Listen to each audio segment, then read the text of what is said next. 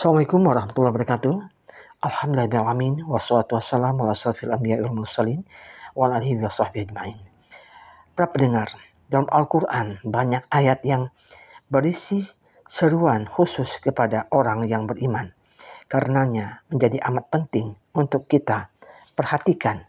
Allah SWT berfirman dalam surah Al-Baqarah ayat 172, Ya ayyuhallazina amanu kulu min thayyibati ma razaqnakum washkuru lillahi in kuntum iyyahu ta'budun.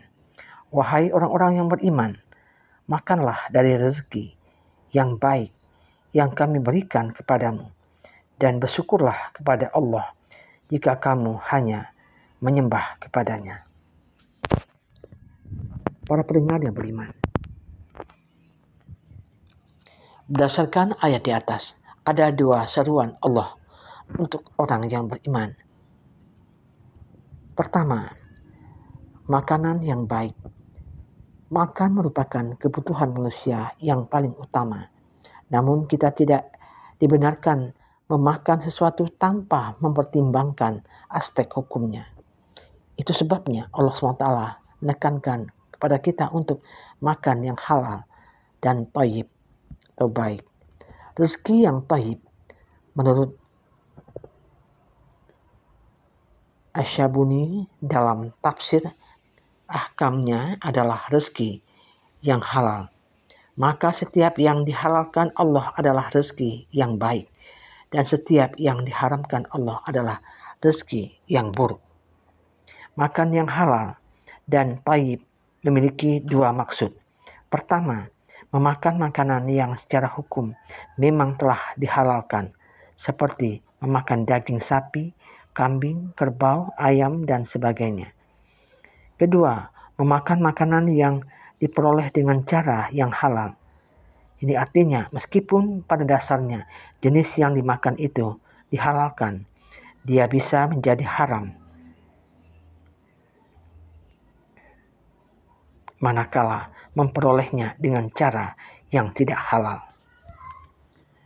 Dengan demikian, mencari rezeki di dalam Islam tidak dibolehkan dengan menghalalkan segala cara, apalagi sampai menggunakan jalur hukum untuk menghalalkan sesuatu yang tidak halal.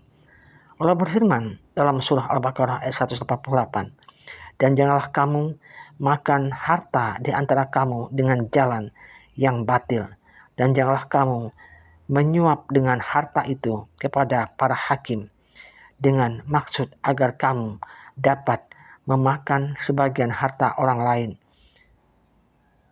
dengan jalan dosa, padahal kamu mengetahui. Kemudian yang kedua, bersyukur. Bersyukur bukanlah sekedar mengucapkan terima kasih atau alhamdulillah kepada Allah SWT, tetapi memanfaatkan kenikmatan itu untuk mengabdi kepadanya, sehingga kenikmatan akan terus bertambah, baik dari segi jumlah maupun rasa, dalam arti betapa terasa banyak kenikmatan itu meskipun sebenarnya sedikit. Allah berfirman dalam surah Ibrahim ayat 7, dan ingatlah ketika Tuhanmu memaklumkan sesungguhnya jika kamu bersyukur, niscaya aku akan menambah nikmat kepadamu. Tetapi jika kamu mengingkari nikmatku, maka pasti azabku sangat berat. Karena bersyukur pada Allah SWT dalam kapasitas sebagai mukmin merupakan sesuatu yang sangat penting, maka setan terus berupaya semaksimal mungkin agar manusia tidak bersyukur kepada Allah SWT.